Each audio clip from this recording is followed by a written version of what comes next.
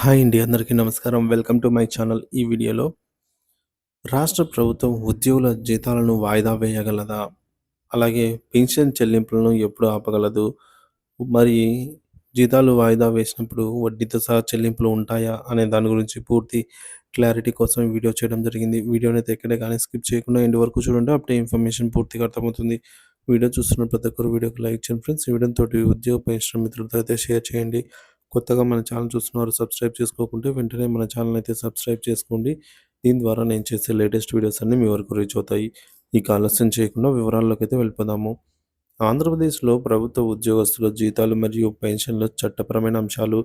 ఆంధ్రప్రదేశ్ ప్రభుత్వ ఉద్యోగస్తుల జీతాలు ఎప్పటికప్పుడు చెల్లించడం అనేది ప్రభుత్వం బాధ్యతగా ఉంటుంది. జీతాలు మరియు పెన్షన్లకు సంబంధించి సరైన చట్టాలు, నియమాలు ఉన్నప్పటికీ కొన్నిసార్లు వివిధ కారణాల వల్ల జీతాల చెల్లింపుల్లో ఆలస్యం జరుగుతుంటుంది. ఈ సందర్భంలో వివిధ చట్టాలు మరియు కోర్టు తీర్పులు సూచించే ముఖ్యమైన అంశాలను మనం పరిశీలిద్దాము. జీతాల చెల్లింపు హక్కు. ఆంధ్రప్రదేశ్ ఫైనాన్షియల్ కోడ్ ప్రకారంగా ఆర్టికల్ 72 ప్రకారంగా ప్రతి నెల చివరి తేదీకి ఉద్యోగస్తుల జీతాలు చెల్లించాలి. ఇది ప్రభుత్వ ఉద్యోగస్తుల హక్కుగా భావించబడుతుంది. రెండవది పెన్షన్ నిలిపివేతపై నియమాలు. 1980లోని పెన్షన్ కోడ్ రూల్ 9 ప్రకారంగా సాధారణ పరిస్థితులలో పెన్షన్ నిలిపివేయడం అనేది అసంభవం. అయితే అధిక అధికమైన అవినీతి, విధుల పరమైన నిర్లక్ష్యం లేదా న్యాయ విచారణలో తీవ్ర తప్పులు నిరూపితమైతే అలాంటి పరిస్థితుల్లో మాత్రమే పెన్షన్ నిలిపివేయడం సాధ్యమవుతుంది. ఇకపోతే డిజాస్టర్ మేనేజ్మెంట్ యాక్ట్ మరియు జీతాల డిజాస్టర్ మేనేజ్మెంట్ యాక్ట్ సెక్షన్ 23 ఈ చట్టం కింద ప్రభుత్వానికి జీతాలు డిఫర్ చేయడానికి పరిమితులున్నాయి. కోవిడ్ కాలంలో ఆంధ్రప్రదేశ్ ప్రభుత్వం ఈ చట్టాన్ని ఉపయోగించి ఎమ్మెల్యేలు, ఎంపీలు, ఐఏఎస్ అధికారుల యొక్క జీతాలు డిఫర్ చేయడం జరిగింది.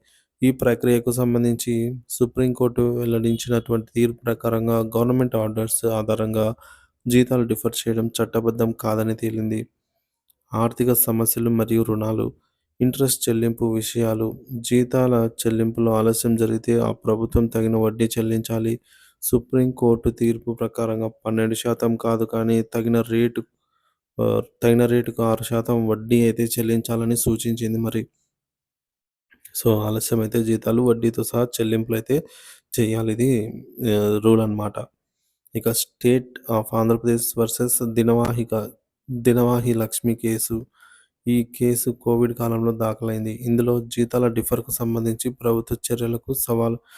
ప్రభుత్వ చర్యలు సవాలుకు గురయ్యాయి. కోర్టు తీర్పు ప్రకారంగా జీతాలను నిర్దిష్ట చట్టం లేకుండా డిఫర్ చేయడం చెల్లదని తేల్చింది.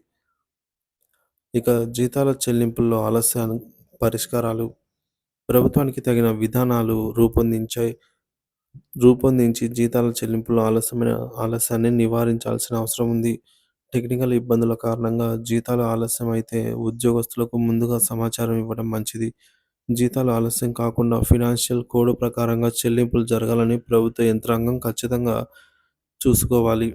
ముఖ్యమైన సూచనలు. ఉద్యోగస్తుల జీతాలు నెల చివరి తేదీకి అందేలాగా ప్రత్యేక సాఫ్ట్‌వేర్ వ్యవస్థను అమల్లోకి చేయాలి.